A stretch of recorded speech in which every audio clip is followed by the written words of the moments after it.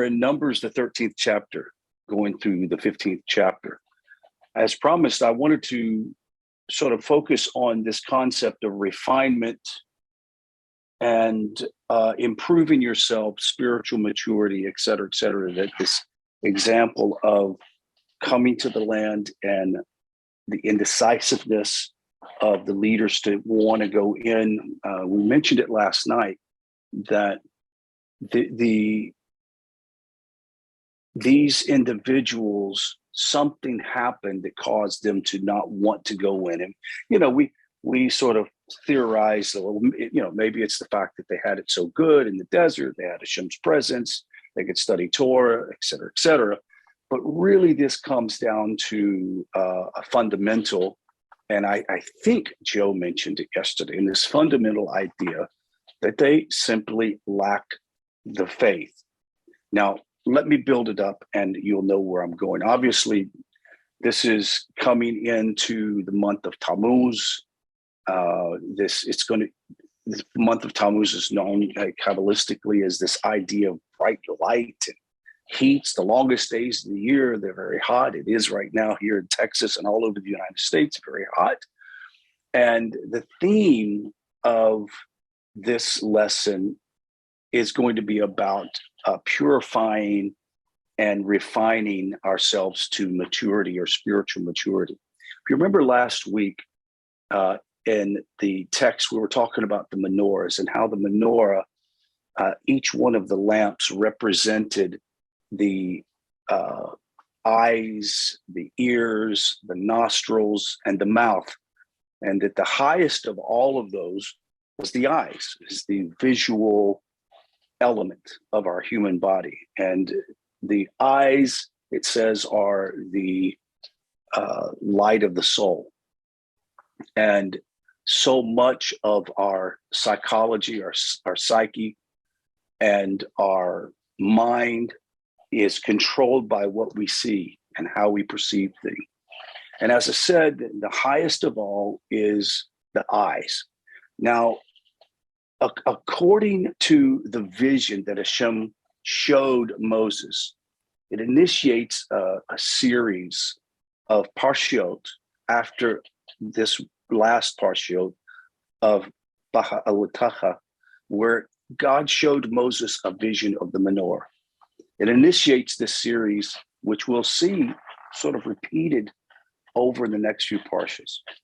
And that is the faculty of vision and the importance of it.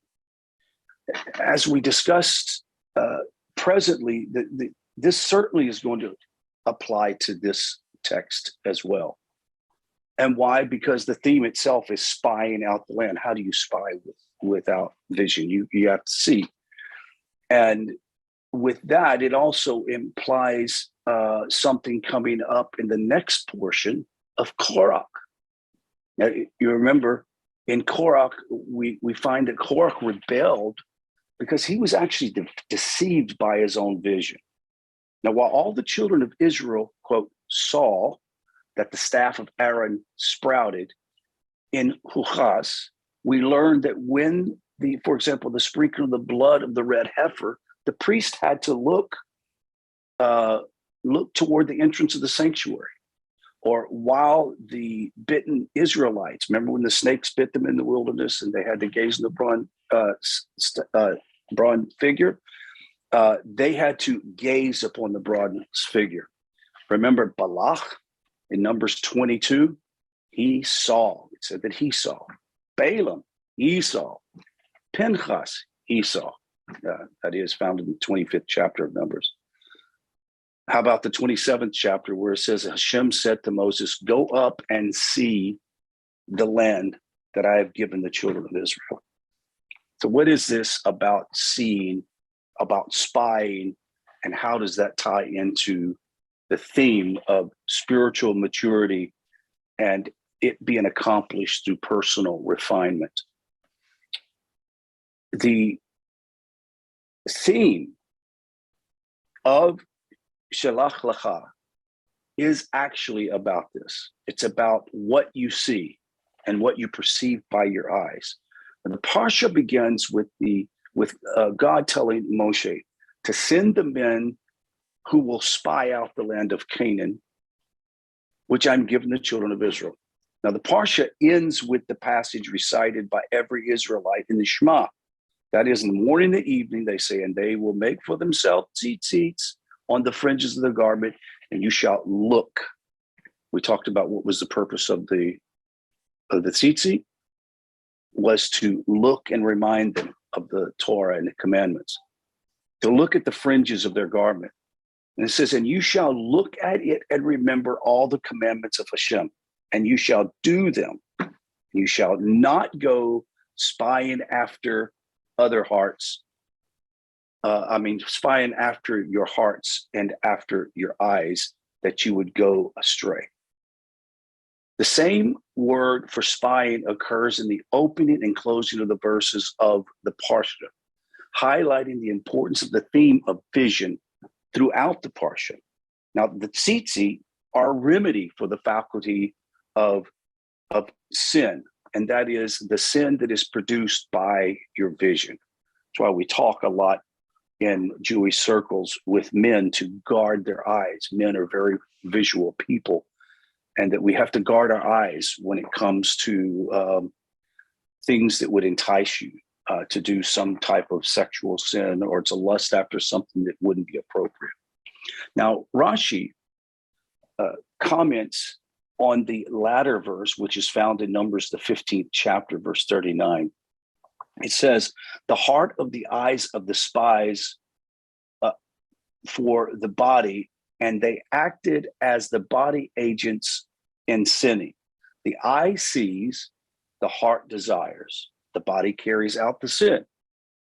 So Rashi continues on, the fringes of the tzitzit surround us on all four sides, are visual reminders of God's presence everywhere.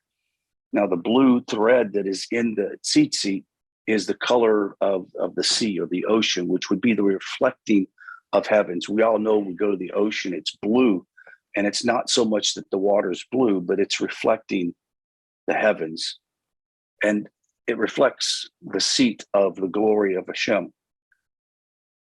This idea that Adam and Eve's downfall, we talked about this a while back with Rabbi Avner. Adam and Eve was affected by what they saw. Genesis, third chapter, says, and the woman saw that the tree was good for food, and it was desirable to the eyes, and she ate, and she gave also to her husband. Interesting how important the eyes are to bringing about a bad response. We're going to talk about the opposite of that in a moment. Likewise, it was deceptive vision that led to the fall of the children of Israel 40 days after revelation at Sinai. And the people saw that Moses was delayed in coming down from the mountain. And what did they do? Golden calf. They saw. It's what they perceived. Now, according to the sages, Hasatan deceived the people with a desert mirage. This is according to one view of Moses being carried up as like a dead person into heaven. He's like a pallbearer, basically. They didn't want an invisible leader like God being invisible. They wanted one that they could see with their own eyes.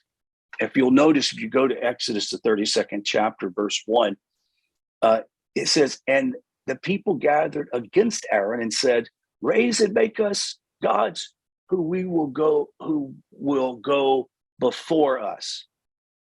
They couldn't stand not being able to see God. They couldn't stand not being able to see a leader. They felt impelled to violate the second commandment against making graven images. They wanted a visual representation of the divine. Demanded to see the unseeable, but their representation turned into what? An idol. Gave them an idol to appeal to their lust. Now, the sin of the golden calf, the heart that went astray after the image before their eyes, the sin took place at the very height of this next season, Tammuz. In the 17th of the month, the sin of the golden calf led to all of the subsequent trials and tribulations for the children of Israel, representing the 40 years of wandering in the wilderness. Why? Because they spent 40 days wandering in the land of Israel, being deceived by their eyes and their opinions. You've heard the concept of not looking at the world in rose-colored glasses, all right? Well, there's also another thing, that you can see what you want to see. I think one of the most amazing things is to see what do they call it? An illusionist. They used to call them magicians, right? But an illusionist can make you see things that are not there by sleight of hand, you name it. I saw a trick that a magician played on Jimmy Fallon, a talk show host, and he poured soda in 2 red cups, and he says, "We're going to make it disappear," and he put it on his head. The illusionist put one on his head, and he did all this fancy stuff. But while Jimmy Fallon was turning around doing all the fancy stuff, he took his cup down and drank it, right? Jimmy Fallon is doing it, and of course, you understand that when the illusionist turned his cup over, he had nothing in his cup. Well, we understand what happens next. But the point was, it was a sleight of hand. Jimmy Fallon did not know he drank it. So the whole point is, to achieve a proper spiritual maturity, we cannot trust this. We cannot trust our eyes, and we've got to be able to have a foundation, and we'll talk about what that exactly is. Now, on their tour of the land, we read this, that the spies saw exactly what they wanted to see. Did you get me? They saw exactly what they wanted to see. They were not capable. With the exception of Joshua and Caleb, they rejected the vision of the forefathers of Abraham, Isaac, and Jacob. They did not want to accept the traditional report that their ears alone heard, and that says that God promised to take them to the land that flows with milk and honey. They ignored what their ears heard, and what was required to pay attention to what the ears heard is your Emunah, your faith. How do we have wisdom of Torah grow into mitzvahs in our life? By not only listening, Shema, but doing, by acting on it. What does Shema mean? It doesn't mean just listen, right? It's actually doing something. So Emunah is the action of Shema. Does that make sense? So when it says, it's interesting because the land that flows with milk and honey, you would think that that would be a heck of a lot better than the desert, but that's not what they wanted. And it says the real place, for example, a land governed by natural laws where people live and die, a beautiful land, but one which it was against the laws of nature, that the ex-slave Israelites could conquer in the face of a sea of entrenched Amalekites and Canaanites. They weren't ready for that. As a matter of fact, they said in the 13th chapter of Numbers, and we were in our own eyes as grasshoppers. And so we were in their eyes like grasshoppers. Now, yesterday was mentioned that somebody said that they said the land would consume them. And they said they possibly saw a burial, correct? Maybe they saw somebody die. But I heard a great analogy of that, of people that's done aliyah to Israel. They said it's known amongst people that do aliyah that if they don't go with the right intent when they get to the land, as a matter of fact, Jeremy Gimple and Ari is going to be talking about their aliyah in the land of Israel. But the idea, if you go with the wrong intent, they said that the land of Israel will consume you, will eat you up. Have you heard that before, guys? I know that probably Tar and Nancy has, because they've heard them speak about it. The idea will eat you up. What does that mean? There's one of two aspects to look at. It will eat you up in the sense that if you go there with the wrong intent, that You will consume yourself trying to work, find a living, make ends meet, find a house, dealing with all the difficulties of language and passports and papers, eat you up. Some people just give up and leave. The other side is here's the positive side. You get there and there's a consuming fire. It's a consuming fire of Hashem that burns within your bosom. And if you visited the Holy Land, you'll know what I'm talking about. You get there and you just feel like, man, this is like the most amazing place in the world. And it's like a consuming fire. And they say that when you get there, one or two things are going to happen. Either you will be completely consumed by the activities and not be able to see and experience what Hashem really wants. And then that is for you to be consumed by the presence of Shekinah of God in the land of Israel. So the spies of the land had a serious failure of their faith. They allowed themselves to be misled by the external appearance of the natural world into a colossal failure of nerve, despite all the promises that given by God, that he would bring them to the land. The faith of Israel does not depend upon the eyes to see. On contrary, we declare our faith wrapped in the talus, clenching the tzitzit by our hearts, closing our eyes when in the visual world, with the visual world around us, covering our hands and saying, Shema Israel, say the Shema. Only Joshua and Caleb closed their eyes to the external appearances, knowing that with God's help, it is possible to bend nature. It is possible to conquer the world around you.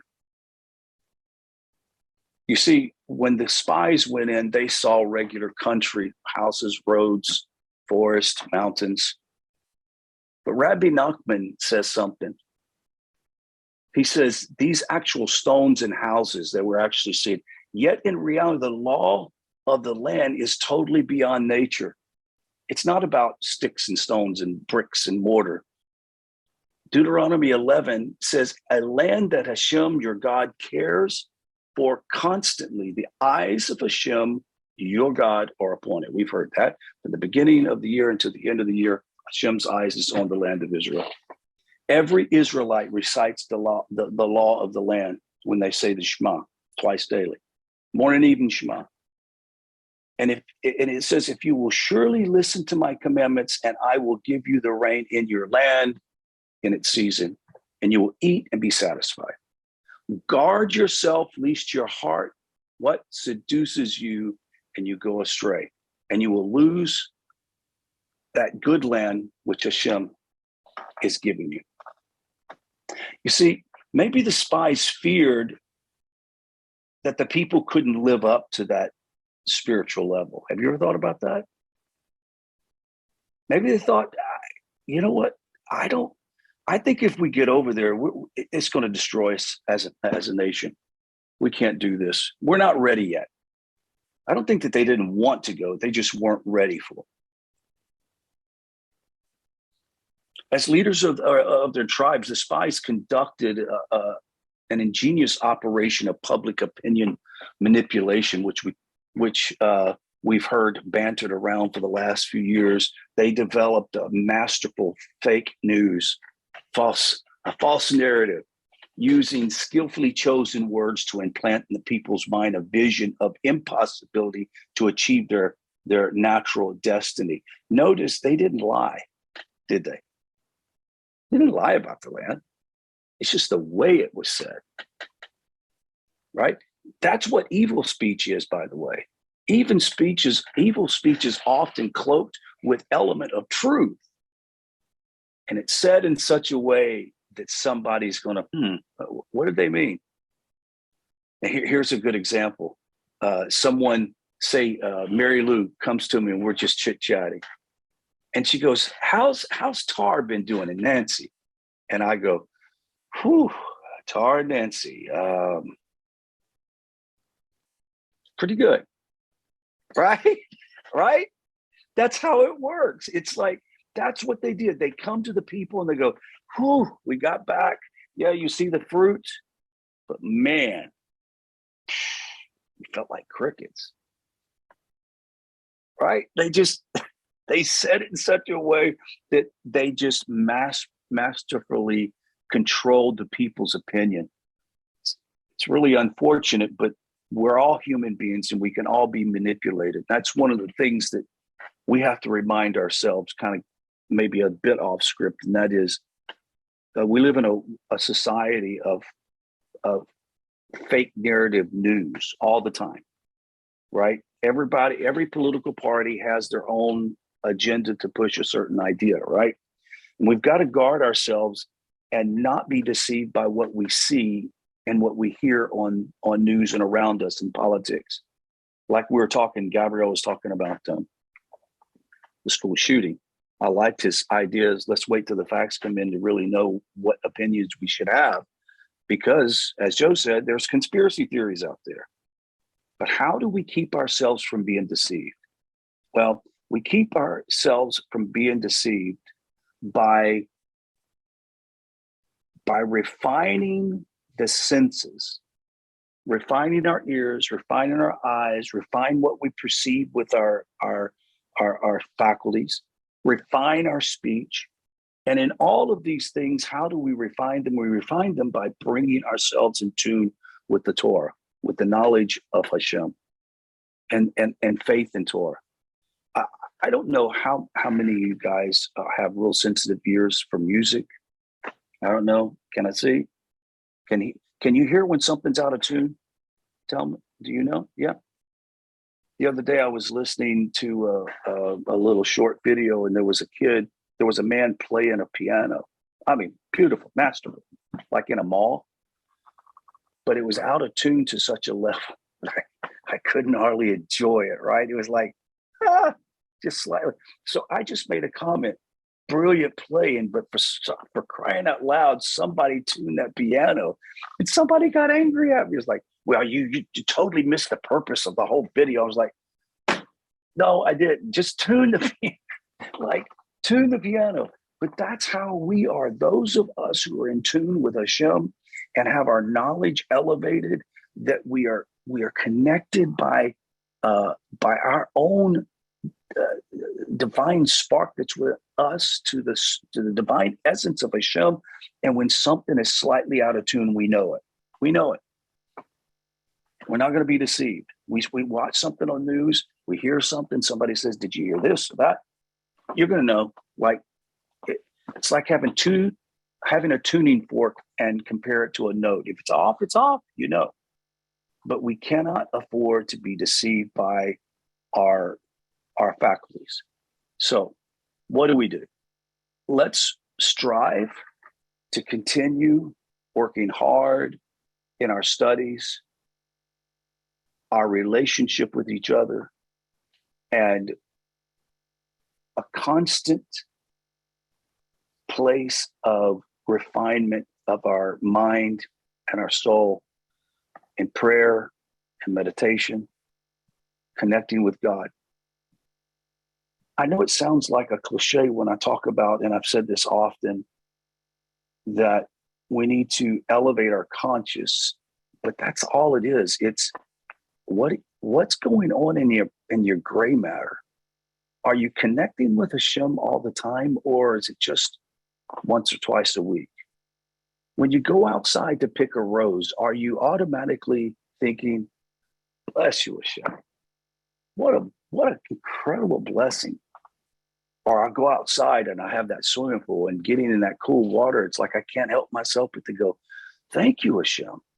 Thank you. This feels so wonderful. I've done that in the shower. And I know people say, you're not supposed to pray in the bathroom. Okay, I get it. But when I get in the shower, I know Mary Lou's smiling because she's done it too. I'm like, thank you, Hashem. This feels so good. It's so good to be clean.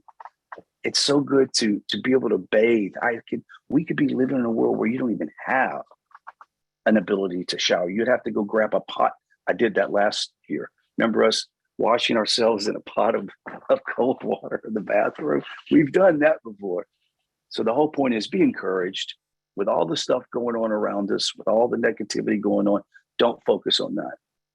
Don't focus on what people are saying about Israel and what are happening with anti-Semitism and Judaism. Get your eyes on the prize. Get our eyes on Torah. We're going to make it together. Baruch Hashem, we'll all mature together too as a community. So who would like to be the first person to comment or throw a stone or whatever?